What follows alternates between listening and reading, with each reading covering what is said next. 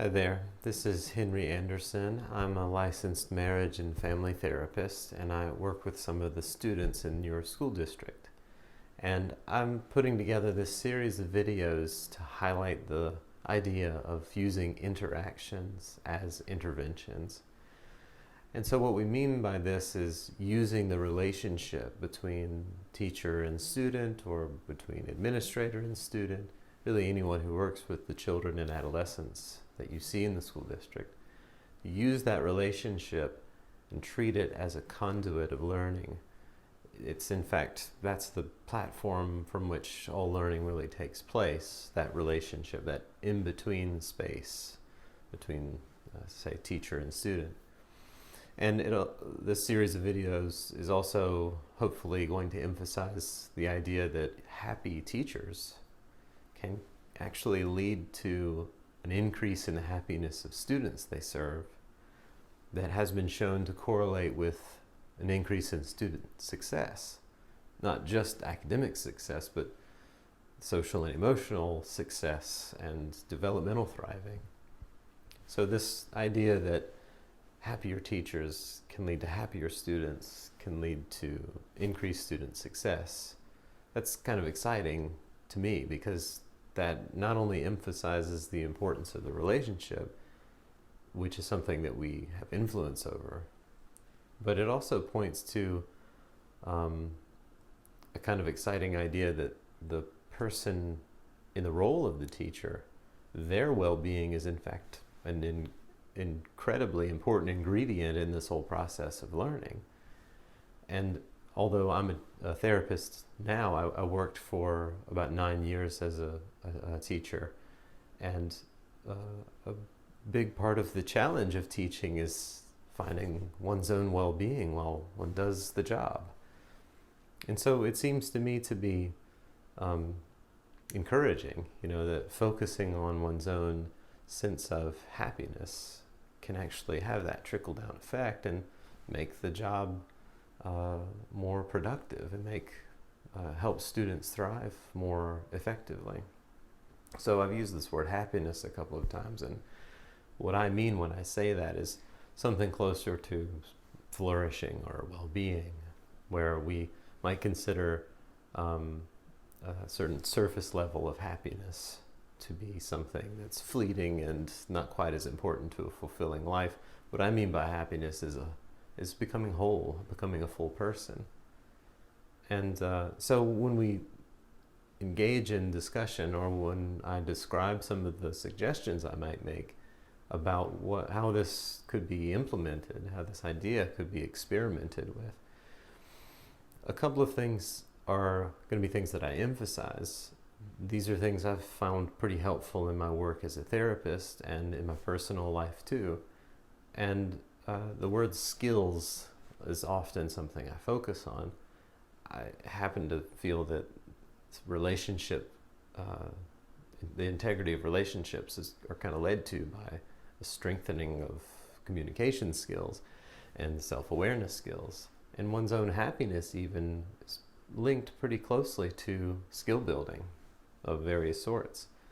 And so what I'm going to recommend or suggest or put forward to you as a kind of series of ideas for you to experiment with on your own will really emphasize the skills of self-care.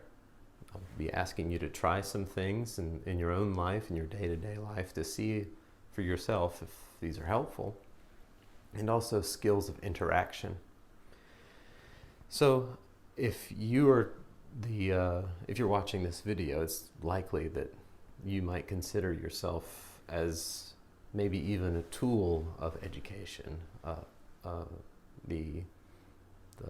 where the rubber hits the road kind of point in the place of the school.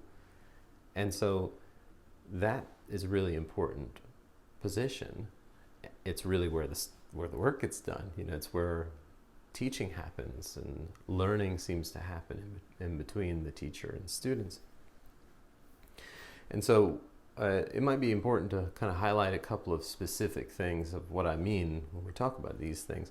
And interaction, a word I've used a couple of times, is what I think of as something like the platform from which all teaching can kind of take place. That's that in-between space where you, the teacher, the sort of tool, the instrument of the educational process, participates in the learning on your end of it in the interaction with the students. And intervention is another word that we can kind of zero in on.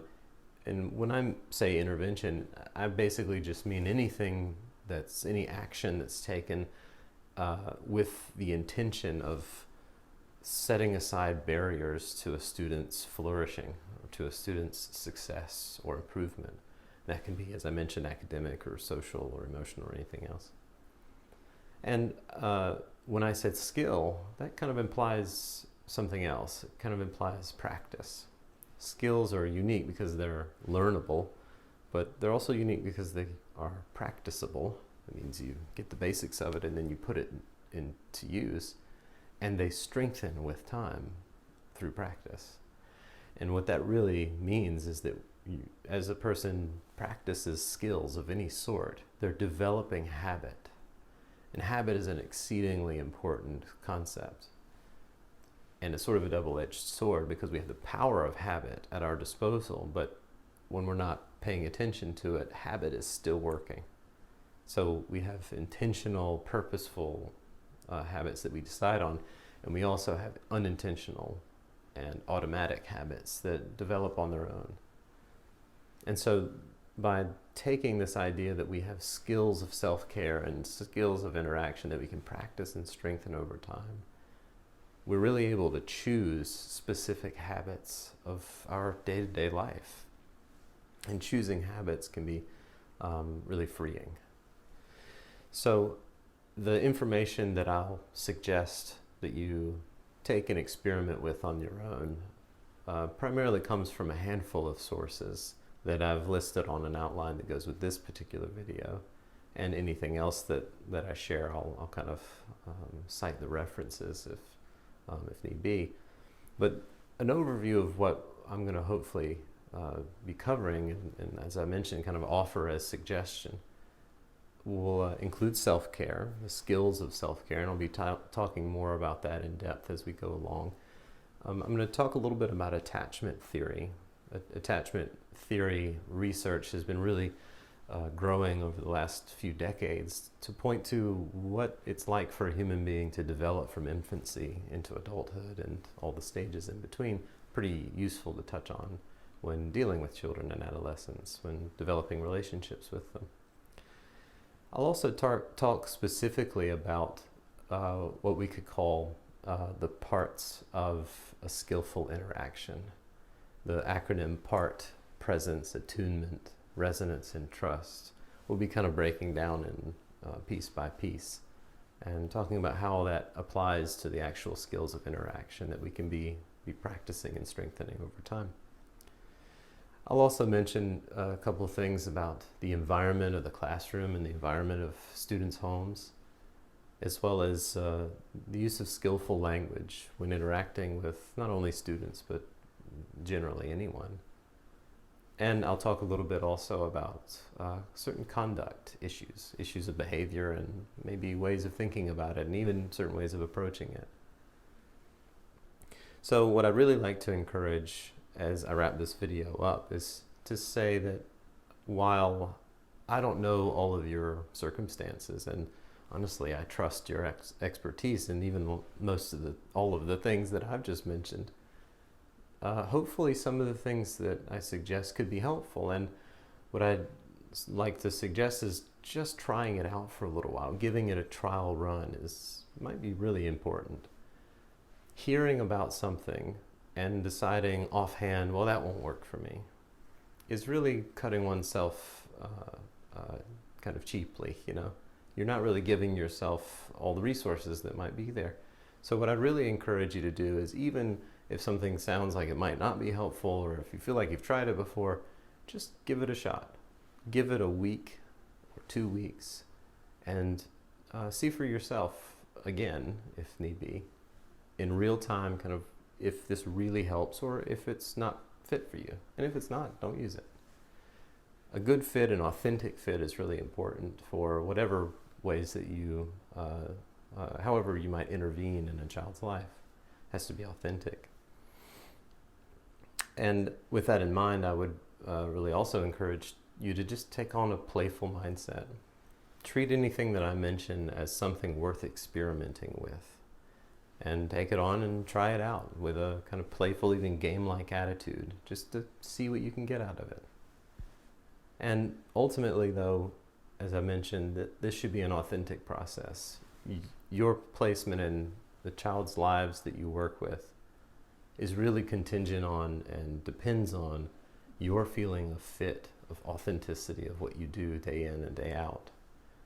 So what works for you? Maybe we could think of that as meaning what helps the student succeed, what helps them thrive, and what helps them mature and develop. And also, what works might include what helps you feel whole, feel healthy, feel happy. So I look forward to sharing more with you about some of the topics I've mentioned today. And there are ways to get in touch with me if you want to ask for clarification of something, you want to share your thoughts about some of the things I've mentioned. Feel free to reach out to me at any time. And I look forward to speaking with you in the future about some of the things that I've mentioned so far.